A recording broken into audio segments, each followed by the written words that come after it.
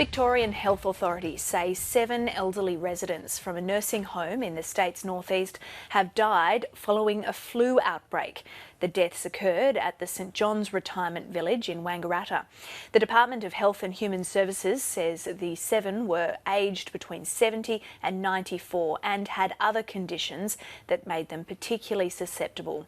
Victoria's acting Chief Health Officer is warning all those who have the flu to avoid aged care facilities. Well, Professor Prof Booy is the head of the clinical research team at the National Centre for Immunisation Research and Surveillance, and he joins me now in the studio. Thanks very much for coming in. How could so many people in the one nursing home have died from the flu this season? Well, this is an exception, but we do see very commonly nursing home outbreaks. In New South Wales alone, there have been 200 this year and last year, and hundreds a year before that and the year before that. So it's very common. And at the tip of the iceberg, we see a lot of deaths. I've personally been involved in studies where we've seen many older people who were vulnerable die from flu, but that's not to say they're not precious. That's not to say we don't want to prevent it. That nursing home, the retirement village, has now gone into lockdown. Is that the right response? Absolutely. You want to keep people with influenza, or anyone else for that matter, away at the moment, because you really don't want to transmit it. You really want to make sure that infection control, hand washing is really good, use of masks, but you also want to make sure the immunisation rate is really high, so that people coming in, were they to come in after the outbreak, make sure they're immunised.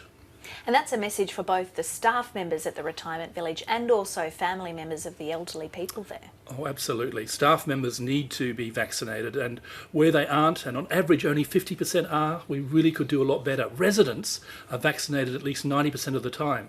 It's staff members we need to improve, as well as the visitors, the relatives. If they were vaccinated, they would have their own benefit, being able to keep going to work, and they'd have the double benefit of protecting their relative. How bad is the flu season this year? It's a very bad year. It's up there with several that we've had in the last 10 years. Every 2 or 3 years we have a worse year, and this year is one of them. Are we seeing flu vaccination rates rise as a response to that? We have had some increase. It has to be said that flu vaccination is only moderately protective, 40 or 50%. It's the best we've got. We're developing new vaccines all the time and should have even better ones next year. But right now, not only do you need to be vaccinated, you need to have common sense. Don't spread the flu when you've got infections yourself. Work from home. Smile at people. Don't shake their hand.